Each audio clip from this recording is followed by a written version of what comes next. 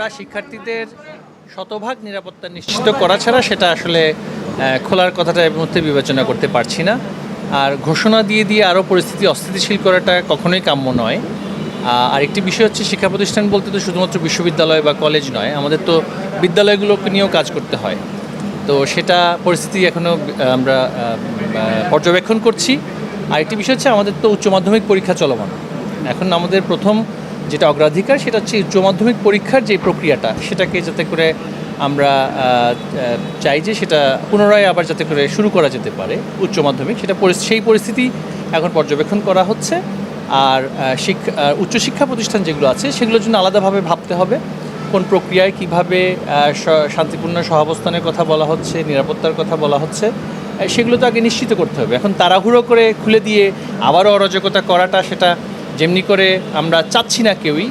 আবার একটা বিষয় যেটা প্রথম থেকেই দেখা হচ্ছে যে ঘোষণা হচ্ছে একটা আর কাজ হচ্ছে আরেকটা। ঘোষণাকারীরা অনেক সময় বলছেন যে সেটা শান্তিপূর্ণভাবে এই করতে সেই করতে ইত্যাদি, কিন্তু যারা সেটা বাস্তবায়ন করছে তারা কিন্তু আর সেটা শান্তিপূর্ণ প্রক্রিয়ার মধ্যে রাখছে না। তো সেখানে মনে হচ্ছে একটা অশুভ প্রক্রিয়া সেখানে আমরা দেখতে পাচ্ছি। তো সেইগুলো আসলে বিবেচনা করার জন্য আমরা সেই বিষয় আগামীকালের পরীক্ষাটা ইতিমধ্যেই স্থগিত করা হয়েছে। তো আগামী সপ্তাহের বিষয়ে আমরা বসেছি। তো প্রথম অগ্রাধিকার হচ্ছে আমাদের রাজধানী ঢাকা এবং তৎসংলগ্ন ঢাকা জেলা এবং তার পার্শ্ববর্তী এই সমস্ত জেলাগুলো আছে সেগুলোর একটা পরিস্থিতি, আবার দেশের অন্যান্য জেলা যেগুলো আছে সেখানে আরেকটি পরিস্থিতি। তো সেটা আলাদাভাবেই বিবেচনা করা হচ্ছে। যেহেতু পরীক্ষা সারা দেশে একসাথেই হয়ে থাকে, পরীক্ষার বিষয়টা সবচাইতে বেশি অগ্রাধিকার পাচ্ছে আমাদের কাছে এই মুহূর্তে।